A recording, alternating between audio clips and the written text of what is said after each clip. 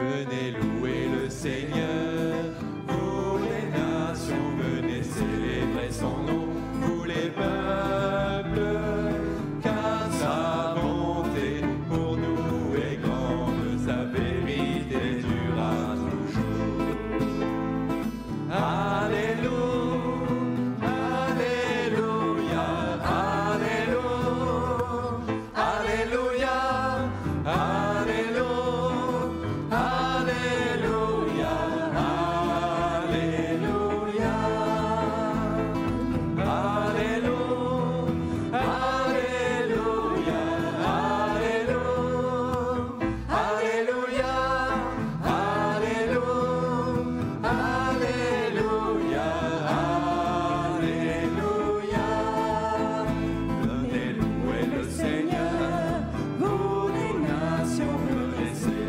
Son nom, vous les peuples, car sa bonté pour nous est grande, sa vérité durera toujours.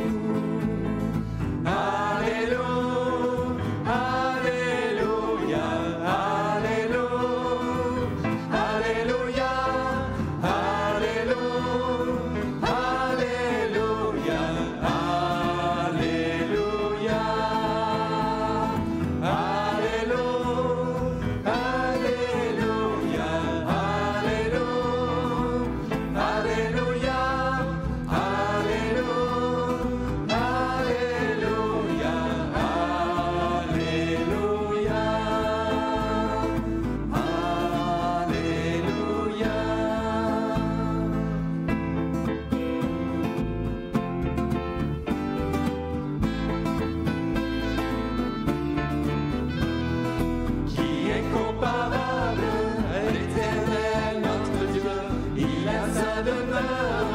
Dans les lieux très hauts, qui est comparable à l'Éternel notre Dieu. Il a sa demeure dans les lieux très hauts, mais il s'abaisse pour voir le ciel et la terre. Qui est comparable à l'Éternel notre Dieu. Il a sa demeure dans les lieux très hauts, qui est comparable à l'Éternel notre Dieu. Il a sa demeure dans les lieux très hauts, mais il s'abaisse pour voir le ciel et la terre.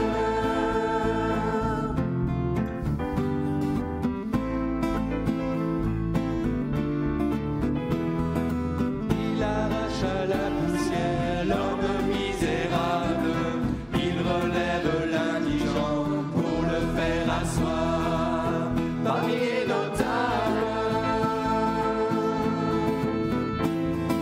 Qui est comparable à l'Éternel notre Dieu. Il a sa demeure dans les lieux très hauts, qui est comparable à l'Éternel notre Dieu. Il a sa demeure dans les lieux très hauts, mais il s'abaisse pour voir le ciel et la terre. Qui est comparable à l'Éternel notre Dieu. Il a sa demeure dans les lieux très hauts, qui est comparable à l'Éternel notre Dieu. Il a sa demeure dans les lieux très hauts, mais il s'abaisse pour voir le ciel et la terre.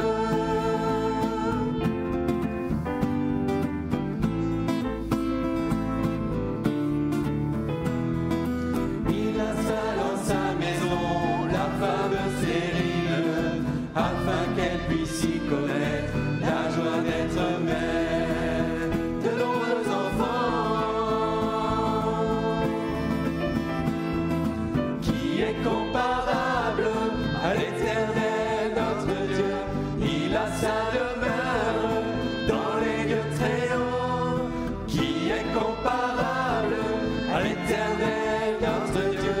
Il a sa demeure dans les lieux très hauts, mais il s'abaisse pour voir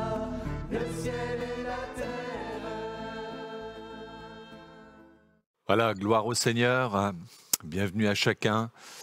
Croyons que le Seigneur va encore nous parler en ces instants et nous avons choisi la bonne part en prenant ce temps pour être à l'écoute de ce que Dieu veut nous dire.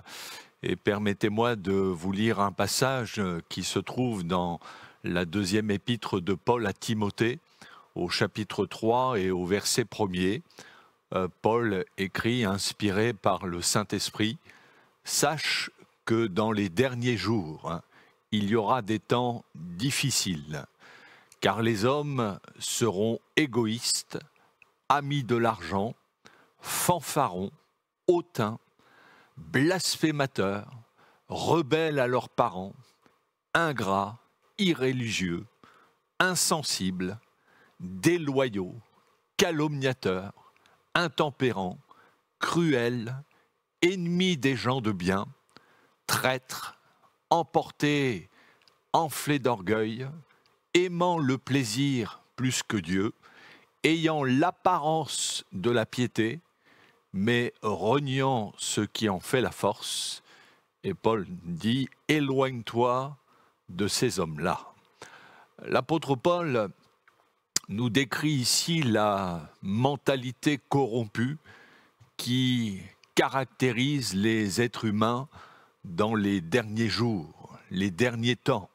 Ces jours qui précèdent le retour de Jésus, ce moment où le Seigneur va venir enlever ceux et celles qui ont cru en lui, son Église.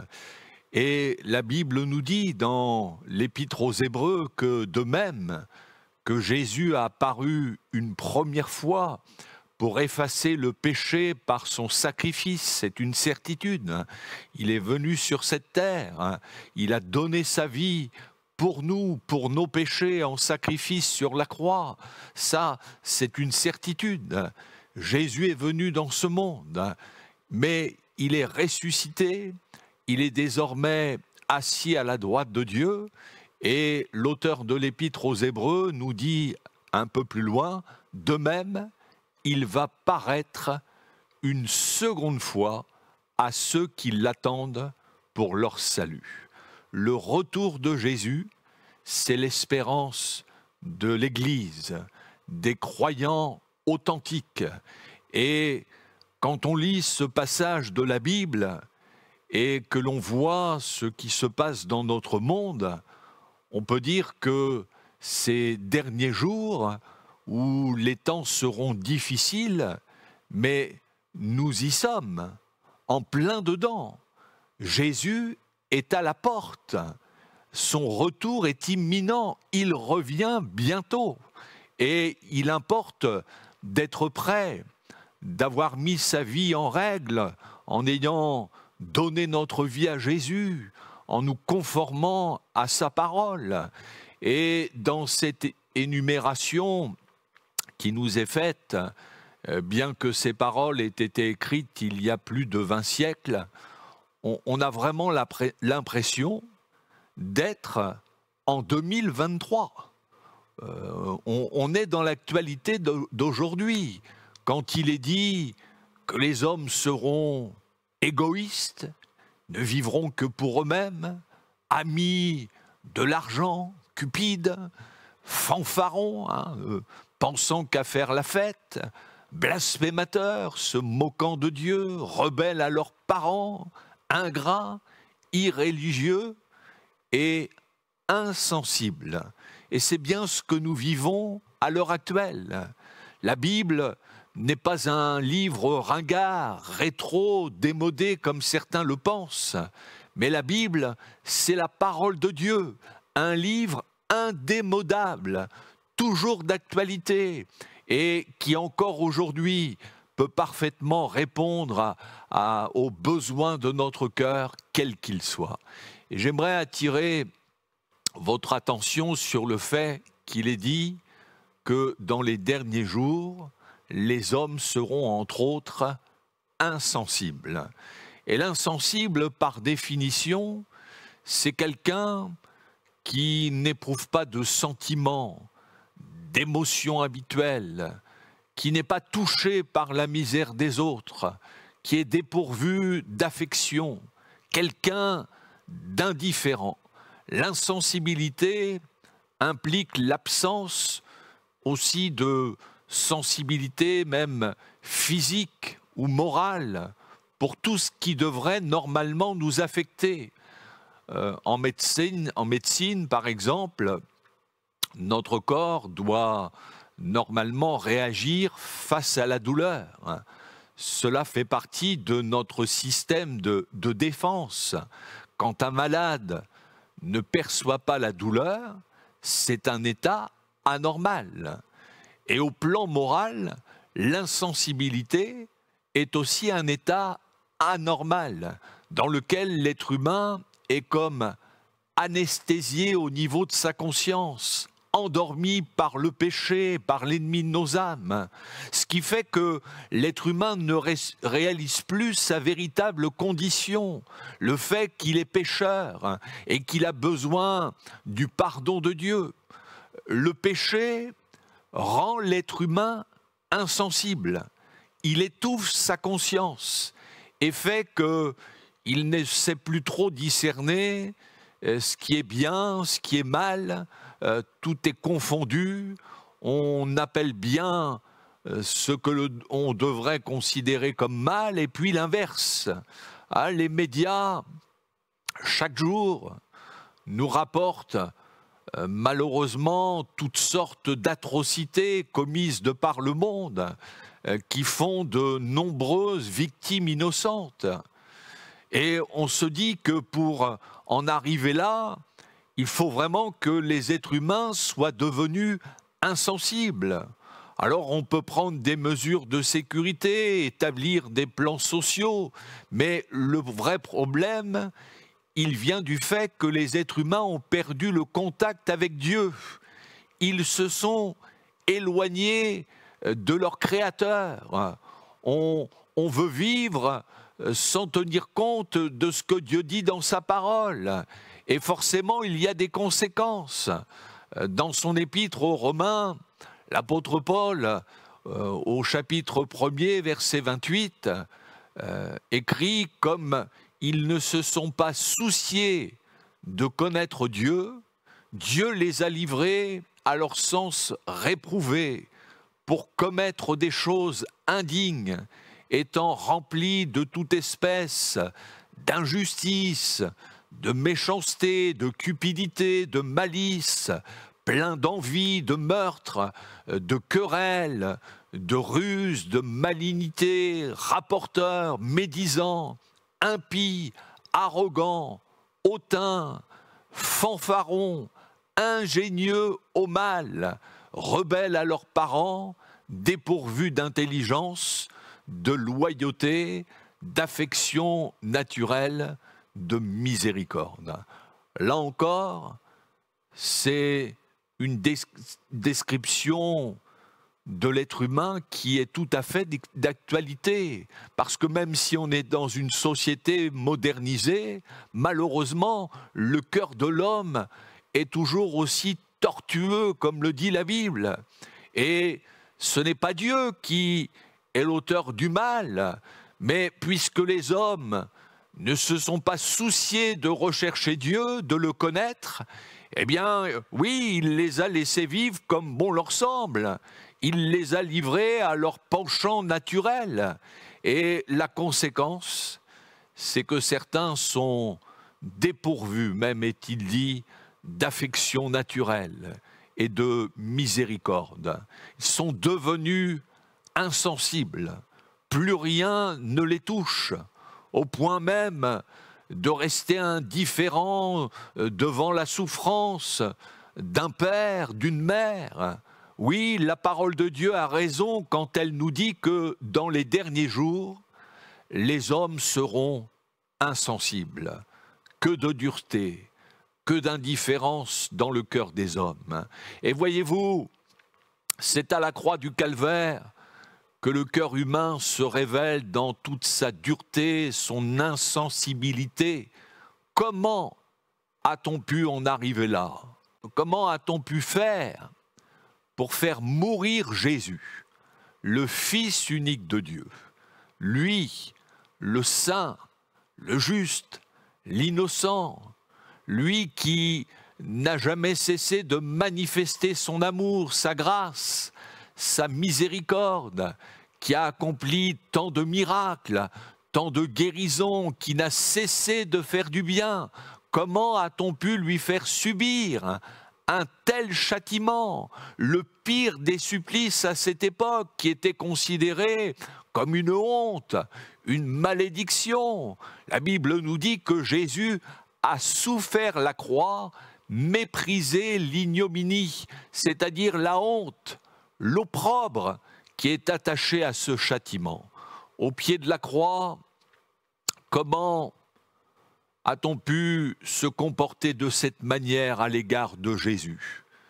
Devant un homme qui était en agonie, on n'a même pas eu le respect de se taire. Il y avait là des passants qui secouaient la tête et qui l'injuriaient. Les chefs religieux se moquaient de lui en disant « Il a sauvé les autres et il ne peut se sauver lui-même s'il est le roi d'Israël, qu'il descende de la croix. » Les deux brigands cloués aux côtés de Jésus alors qu'ils subissaient les mêmes souffrances, eh bien eux aussi ont insulté Jésus.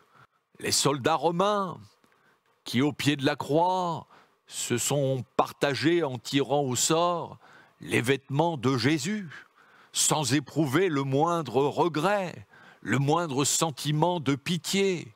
Quelle dureté, quelle insensibilité! Que dire aussi de ce peuple qui se contentait d'observer cette scène de la crucifixion impassible, indifférent, sans la moindre réaction? Oui, c'est à la croix du Calvaire que le cœur de l'être humain se révèle dans toute sa dureté, sa cruauté, son indifférence, son insensibilité. La croix nous rappelle ce que nous sommes, des pécheurs. Et elle nous rappelle qu'il y a ce qu'il y a de mauvais en nous. Personne ne peut dire « je suis neutre », mais nous sommes tous concernés par la croix, parce que c'est pour nous, à cause de nos péchés, que Jésus est mort sur cette croix, à cause de la dureté de notre cœur. Avant d'aller plus loin, posons-nous sincèrement la question, où en suis-je à l'égard de Dieu, de son Fils Jésus? Suis-je sensible au bien, à l'amour de Dieu, à ses bontés envers moi, lui qui, pour me sauver, a donné son Fils unique? Est-ce que le sacrifice de Jésus à la croix m'interpelle? Est-ce que je réalise que c'est pour moi que son sang a coulé à cause de mon péché? Est-ce que cela me remue intérieurement et m'amène à m'humilier devant le Seigneur, à lui demander pardon? Ou est-ce qu'au contraire, mon cœur reste insensible, dur comme de la pierre? La Bible nous parle même, par la bouche du prophète Zacharie, de ceux qui ont rendu leur cœur dur comme du diamant pour ne pas écouter la parole de Dieu. Sommes-nous sensibles à l'amour de Dieu, à sa grâce, au message de l'Évangile? Dans la racine du mot sensible, on trouve le verbe sentir. La parole de Dieu nous demande précisément de sentir notre misère. C'est Jacques qui écrit dans son épître au chapitre 4, « Approchez-vous de Dieu, et il s'approchera de vous. Nettoyez vos mains, pécheurs, purifiez vos cœurs. Hommes irrésolus, sentez votre misère, soyez dans le deuil et dans les larmes, que votre rire se change en deuil et votre joie en tristesse. Humiliez-vous devant le Seigneur, et il vous élèvera. » On ne vient pas devant le Seigneur la tête haute, en faisant l'étalage de ses mérites, en pensant que ce sont les autres qui sont coupables et que nous sommes des gens très bien. Ne ressemblons pas à cette femme adultère dont il est parlé dans le livre des Proverbes au chapitre 30, verset 20, qui, après avoir péché, s'est essuyé la bouche et qui dit « Je n'ai point fait de mal ». Quelle insensibilité là encore, hein. Soyons au contraire sensibles à ce que Dieu nous dit. La Bible nous dit que tous ont péché et sont privés de la gloire de Dieu. Tous ont fait le mal, en pensée, en parole, en action. Tous nous avons offensé Dieu d'une manière ou d'une autre. Tous nous avons donc besoin du pardon qui est en Jésus. Ayons l'attitude de ce publicain dont Jésus nous parle dans une parabole, un homme qui certes avait eu une mauvaise vie, mais qui s'est rendu dans le temple pour prier. Et Jésus nous dit qu'il n'osait même pas lever les yeux vers le ciel, mais qu'il se frappait la poitrine en disant « Ô Dieu, sois apaisé envers moi qui suis un pécheur ». Voilà un homme qui ressentait sa misère spirituelle, qui était sensible à la sainteté de Dieu. Et Jésus nous dit qu'il est descendu dans sa maison justifié, qu'il a été rendu juste aux yeux de Dieu. La Bible nous dit que Dieu résiste aux orgueilleux, à ceux qui pensent qu'ils sont très bien comme ils sont, mais par contre, il fait grâce aux humbles, à ceux qui ont l'humilité de reconnaître leur misère et qui s'humilient devant le Seigneur. Et si j'ai parlé tout à l'heure de ceux qui, au pied de la croix, sont restés insensibles à la mort de Jésus, il y a néanmoins des personnes qui ont changé d'attitude. Dans l'Évangile selon Luc, au chapitre 23, il est dit « Et tous ceux qui assistaient en foule à ce spectacle, celui de la mort de Jésus, après avoir vu ce qui était arrivé, s'en retournèrent, se frappant la poitrine. » Si certains étaient venus pour se distraire, par contre, quand ils sont repartis, ils se frappaient la poitrine. Jamais ils n'avaient vu un crucifié se comporter de cette manière. Habituellement, ils les entendaient injurier leur bourreau.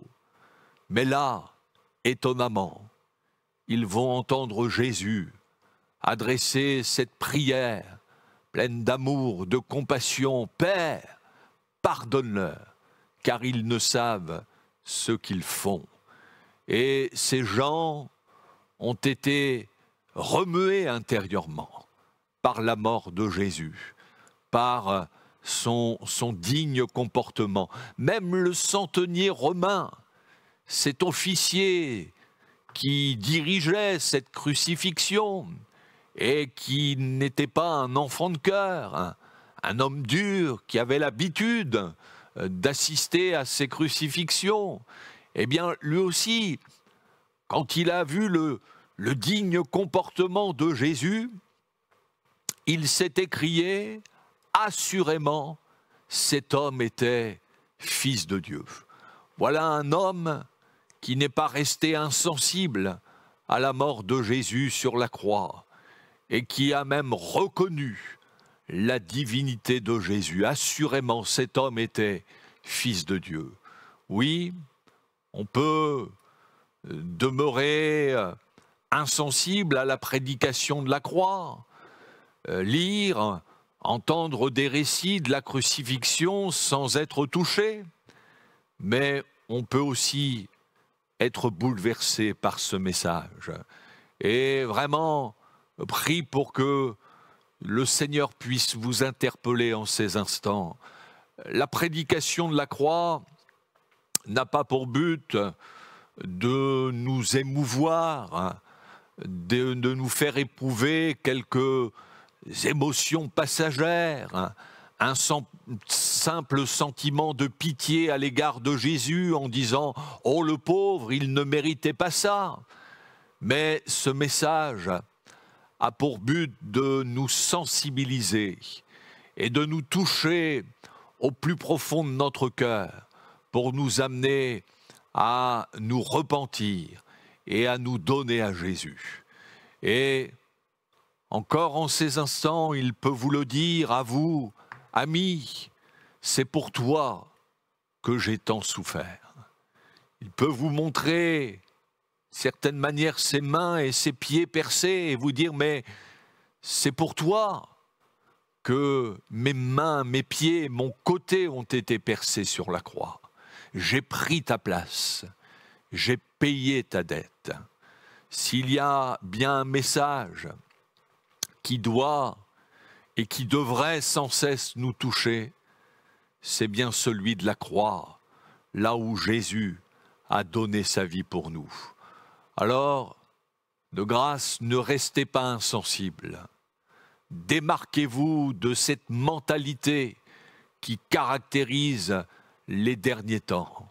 Mais en ces instants, laissez le Saint-Esprit vous toucher et que vous réalisiez à quel point Jésus vous aime et que vous aussi, vous puissiez l'aimer en retour de tout votre cœur.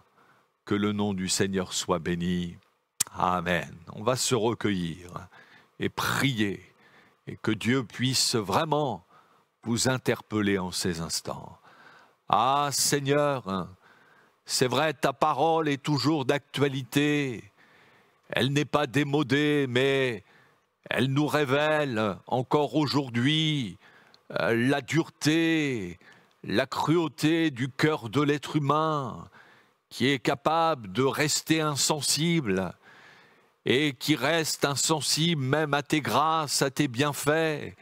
Et je prie, Seigneur, pour que ceux qui ont entendu ce message ne soient pas insensibles à l'égard de ton œuvre manifestée à la croix. Ah, viens les toucher, viens les confondre, qu'ils soient vivement touchés au plus profond de leur cœur. Dis-leur à quel point tu les aimes, qu'ils puissent réaliser à la fois l'horreur de leur péché qui t'a amené à donner ta vie pour eux sur la croix et en même temps la grandeur de ton amour.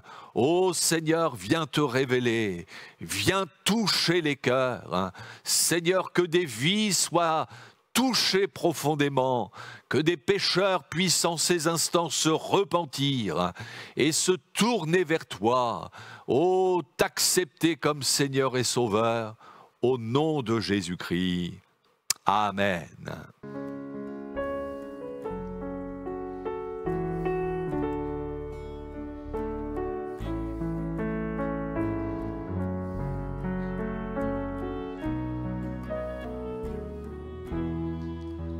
De son trône de clarté, de son ciel de pureté, Jésus-Christ est descendu jusqu'à nous, pécheurs perdus. De toujours, il était Dieu, roi de la terre et des cieux.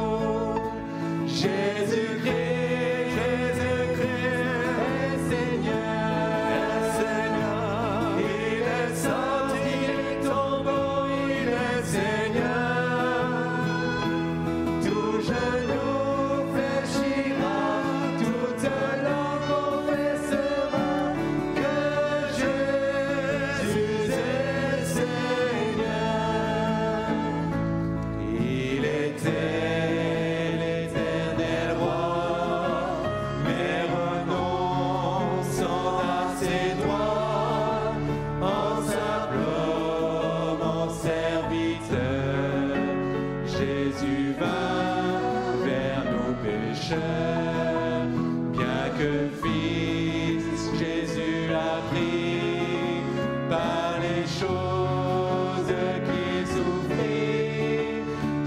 jusqu'à la mort de la croix. L'obéissance et la foi. Jésus-Christ est Seigneur. Il est sorti du tombeau, il est Seigneur. Tout genou fléchira, toute langue confessera que Jésus est Seigneur. Jésus s'est humilié, aussi Dieu l'a couronné. Dans le ciel l'a fait asseoir sur son trône en tout pouvoir, afin qu'au